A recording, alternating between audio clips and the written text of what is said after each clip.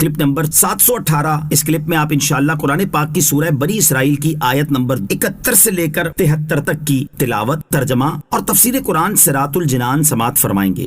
بسم اللہ الرحمن الرحیم۔ ترجمہ: اللہ کے نام سے شروع جو نہایت مہربان رحمت والا ہے۔ یوم ندعو کل اناس بإمامہم فمن اوتی کتابہ بیمینہ فأولئک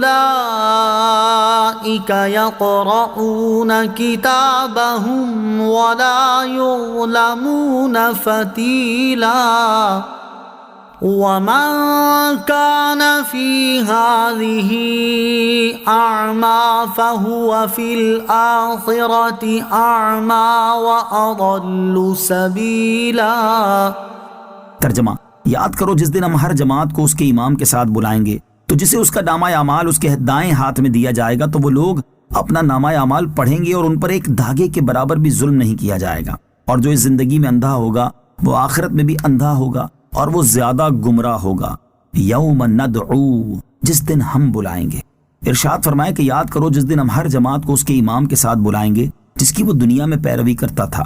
حضرت عبداللہ ابن عباس رضی اللہ تعالیٰ عنہما نے فرمایا اس سے مراد وہ پیشوا ہے جس کی دعوت پر دنیا میں لوگ چلے، خواہ اس نے حق کی دعوت دی ہو یا باطل کی۔ خلاصہ کلام یہ ہے کہ ہر قوم اپنے سردار کے پاس جمع ہوگی جس کے حکم پر دنیا میں چلتی رہی، اور انہیں اسی کے نام سے پکارا جائے گا کہ اے فلاں کے پیروکاروں، اے فلاں کے پیروکاروں۔ اس سے معلوم ہوا کہ دنیا میں صالحین کو ہی اپنا پیشوا بنانا چاہیے تاکہ قیامت میں انہی کے ساتھ حشر ہو۔ فمن اوتی کتابہ بیمینہ، تو جسے اس کا نامہ اعمال اس کے دائیں ہاتھ میں دیا جائے گا، یعنی نیک لوگ جو دنیا میں صاحب بصیرت تھے اور راہ راست پر چلتے رہے ان کو ان کا نامہ اعمال دائیں ہاتھ میں دیا جائے گا۔ وہ اس میں اپنی نیکیاں لکھی ہوئی دیکھیں گے تو اس کو ذوق و شوق سے پڑھیں گے، اور جو بدبخت ہیں، کفار ہیں، ان کے نامہ اعمال بائیں ہاتھ میں دیے جائیں گے۔ وہ انہیں دیکھ کر شرمندہ ہوں گے اور دہشت سے پوری طرح پڑھنے پر قادر نہ ہوں گے۔ تو نیک لوگوں کے اعمال کے ثواب میں ادنا بھی کمی نہ کی جائے گی، اور یوں ہی کفار کی سزا میں بھی کمی نہ ہوگی۔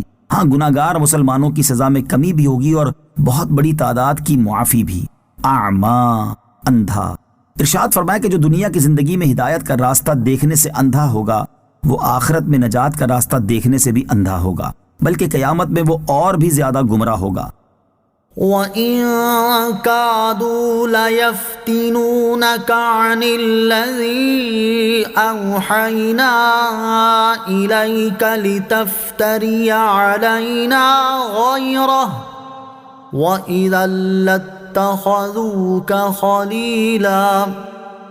ترجمہ: اور کفار تو چاہتے تھے کہ تمہیں اس وحی سے ہٹا دیں جو ہم نے تمہاری طرف بھیجی ہے، کہ تم ہمارے اوپر وحی سے ہٹ کر کوئی بات منسوب کر دو، اور اس وقت وہ آپ کو گہرا دوست بنا لیں۔ لَيَفْتِنُونَكَ، کہ تمہیں ہٹا دیں۔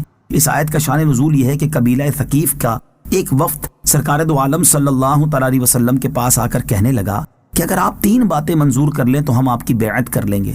ان میں سے ایک بات یہ تھی کہ انہوں نے کہا یا رسول اللہ، ہم یہ چاہتے ہیں کہ آپ کی طرف سے ہمیں ایسا اعزاز ملے جو دوسروں کو نہ ملا ہو تاکہ ہم فخر کر سکیں، اور اس میں اگر آپ کو اندیشہ ہو کہ عرب کے دوسرے لوگ شکایت کریں گے تو آپ ان سے کہہ دیجئے گا کہ اللہ عز و جل کا حکم ہی ایسا تھا، یعنی معاذ اللہ عز و جل پر جھوٹ باندھ دیجئے گا۔